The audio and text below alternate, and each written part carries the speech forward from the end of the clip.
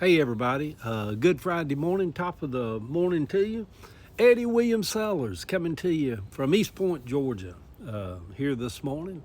Uh, Memorial Day weekend, so we have a holiday weekend. Schools are about to close, so come on, let's do this. Wake up, let's get going. Dr. Maya Angelou, the Morning Post. Dr. Maya Angelou writes in one of her books about a time when her husband left her. And she left the Bay Area broken and bought an old house in North Carolina. And how, while restoring that house, she restored herself. I felt like that with the Ormwood Avenue house in Grant Park that did that for me years ago. It was a duplex when I bought it, on two separate gas and electrical lines. There was a guy still living in one side of it that came with the house. The person that I bought it from didn't want to deal with him. I paid her $60,000 for the house. Today, it would be more around $850,000 if I still owned it. The guy was dying of AIDS. It took a while to get him out, but he had to go. He lived on the good side that came with the front porch. It was originally a single family home. After he was gone, I started uncovering all of the doors hidden under the sheetrock that connected the house back together again. They all still had their original woodwork and doors and trim and everything. Later on, I tore out the kitchen, and for 2 years I had an old kitchen sink propped up on a couple of 2x4s. And on winter nights, I would drag my king-size mattress off my bed and slide it into the living room and lay it on the floor in front of the fireplace and sleep in front of that fireplace burning wood all night. I fell in love with Jeremy while living in that house, and I still love him even after all these years. We remained friends down through the years. I have with everybody I've ever been with. I tell people this story. I never learned how to unlove somebody once I love them. So I can't be better. I don't know how to unlove people. I would smoke weed during those times and eat snacks too, but I would eat sacks full of Taco Bell, which was up on Ponce de Leon. I'd ride over and go through the drive-thru and keep boxes of Nutty Buddies and Honey Buns all around for the munchies. I was alive again. That old house seemed to save me. So when I read how the great writer and poet, Dr. Maya Angelou, telling about her journey, I just felt connected to her and always just loved her.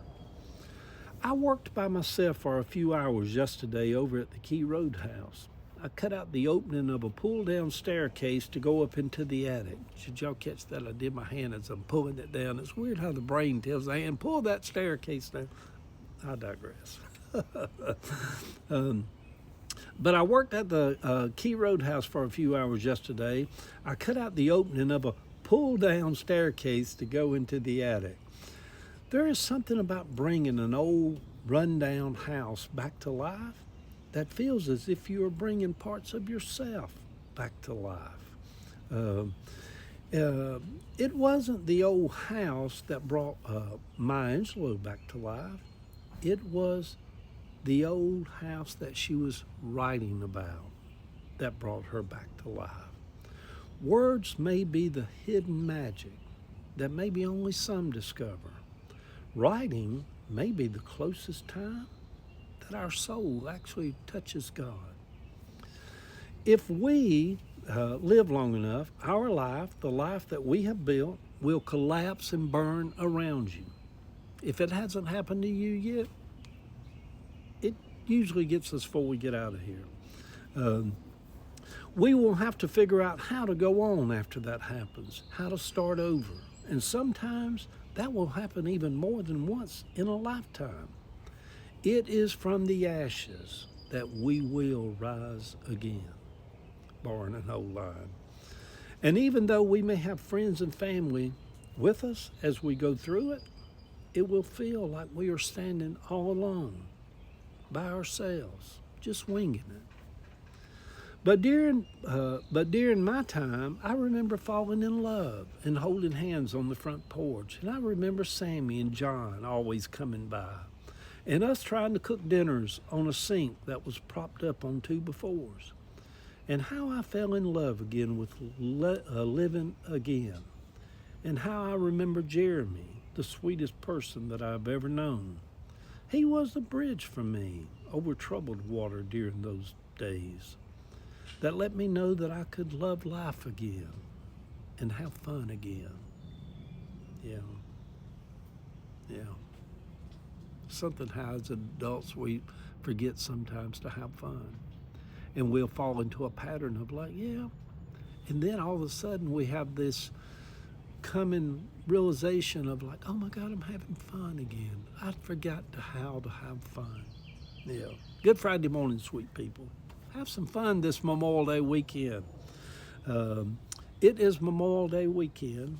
School is just about out. I think Savannah's last day is this coming Wednesday.